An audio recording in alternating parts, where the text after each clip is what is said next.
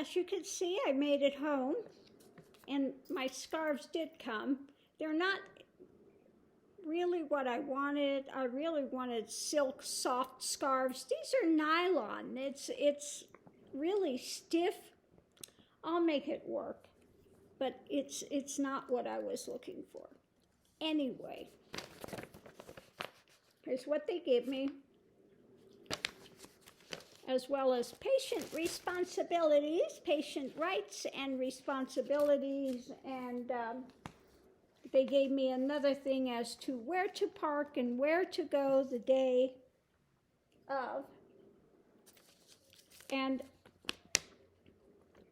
I had my EKG. I talked to the doctor. Now, I have to say, I really do like the doctor.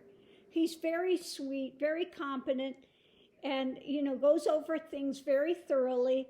And always at the end of it, he shakes your hand, and, you know, he's a very nice guy. And I've heard he's very competent. So I have no problem with the doctor at all. Now, I can't say that about all doctors, but I've been very fortunate with the ones that I have, for the most part. I do have one, though, that's really got the bedside manner of a porcupine, okay? But most of them are really good. So what happened is they gave me this. I had my EKG done, and I signed up, went into this is from the anesthesiologist, and it says they will call me 9:45 a.m. on the 27th of March. And if we do not call within 15 minutes of that time, I am supposed to call them. And this is going to be a 20-minute phone call. Okay? And then, after we go through all of this, this is about, I'll show you the thing we're going to go over. This is really about all patient rights, responsibilities, preparing for your surgery, the day, what to bring, what not to bring, what happens after the surgery, and all of this you got to go through. And these are all medications, you know, so you got to go through all your medications, because most of your medications you stop 24 hours before you have the surgery. So all that stuff they're going to go over on the 27th. And then the day before the surgery, I have to call to find out what time my surgery is going to be. Now, they want you there 2 hours before surgery. And I asked the doctor, he said he starts the surgery at 7 a.m. Well, that means I would have to be there at 5 a.m. And it's almost a 2-hour drive, which means 3 a.m. Which means I would have to get up at, 1 or 2 a.m. Are we seeing a thing here? So I talked to him. He says, well, I have 3 surgeries scheduled that day. He says, I don't know what order they're going to go in. He says, but I can make sure that you're not the first surgery. So I will not have to be there at 5 a.m. So that's good. Now, I'm not sure what. I might have to be there, if it's like a couple of hours. Maybe my surgery will be at 9, which means I'd have to be there at 7. Okay, still early, but that's much better than having to be there at 5 a.m. So I did talk to him about that. And he said they're going to keep me overnight because I'm driving myself there and I'm going to drive myself back. And he said, I just simply don't want you driving the day that you have your anesthesia. So I will be spending the night at the hospital there. which is, you know, it's okay. Okay, I could spend one night.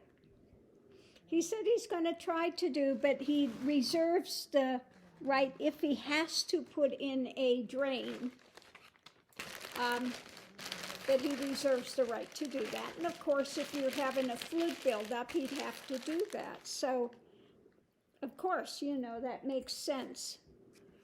So anyway, we did talk it all out today, and I will be going in the 30th.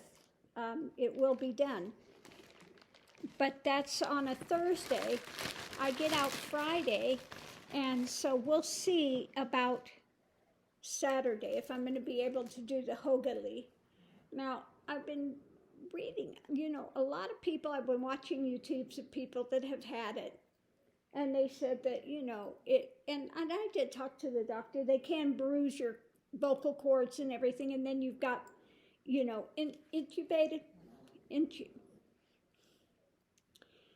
they've got the thing down your throat, you know, and so that, as well as the surgery, you can have swelling, they can, and he talked about all the complications that can happen, you know, a 1% for this, or a 7% chance that they nick the parathyroid.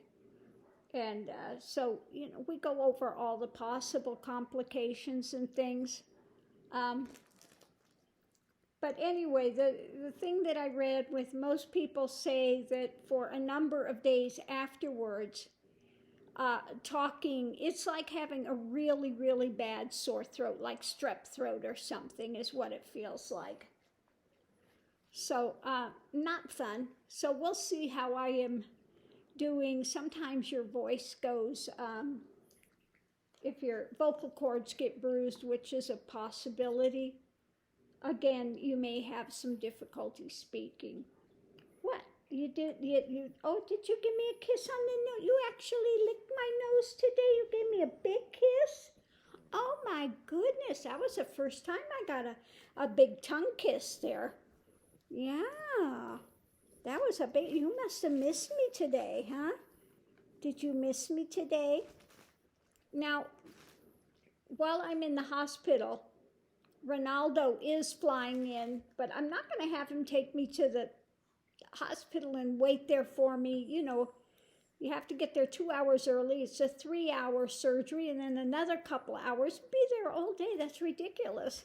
Or to drive down, drop me off, and then come back, you know, a few hours later, yet, you know, that's 2 hours down, 2 hours back, another 2 hours down, another 2. It doesn't make sense.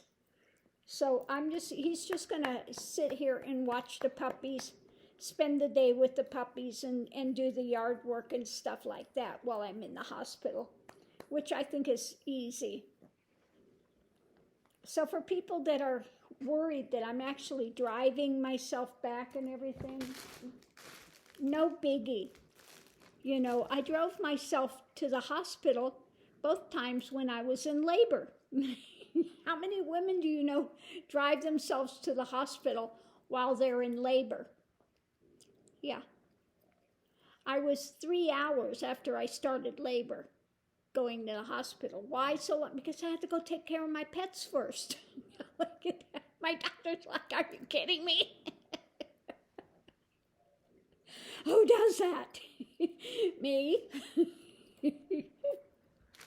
So I figure if I can drive in Anchorage, January in Anchorage, in the midst of having labor, I can sure as heck drive, you know, with having a thyroidectomy. That's like no biggie, okay? If I could drive in the middle of having the, you know, when I was having the, what's that called again? Shingles. And it was in my neck, up my ear, into my head. If I can drive in the middle of that, screaming, admittedly, screaming to the top of my lungs, but I still was able to drive. Okay, if I can do that, I can sure drive after a thyroidectomy. I don't really see the need to stay overnight, but okay. Okay, I'll stay overnight. They don't know me. I come out of the anesthesia very quickly. Anesthesia does not stay in my body. I know a lot of people have a difficult time with it, but it just, for me, it's like a no biggie. Okay, it's not a big thing. But anyway, so I will be spending the night, the 30th and the 31st, and I will be released Friday at some point. And so I'll come back and we'll see what happens. Either I'm well enough and have enough voice to talk, although I've got a feeling if I'm doing it, I will have very brief, very brief input when it comes to Hoga leave that day. And I'll be trying to have something very cold there, you know, to help soothe the throat. So anyway, we'll see about that. But I've already gone through all of this, and, you know, some medications you don't take for a week before, and some of it's 24 hours before, etc., etc. But I've already gone through it and seen, you know, what I need to stop and all of that. So that's what happened. So we'll see. I'm just glad all of that's done, you know. It's not really something you look forward to and go, yay, I get to go have a thyroidectomy. You know, I'll just be glad to get it done and over with. You know, if I have to have something like that done, I just want to get in and get out. You know, I don't want to put it off and push it back and everything. I just want to get it over with as quick as I can. So, anyway.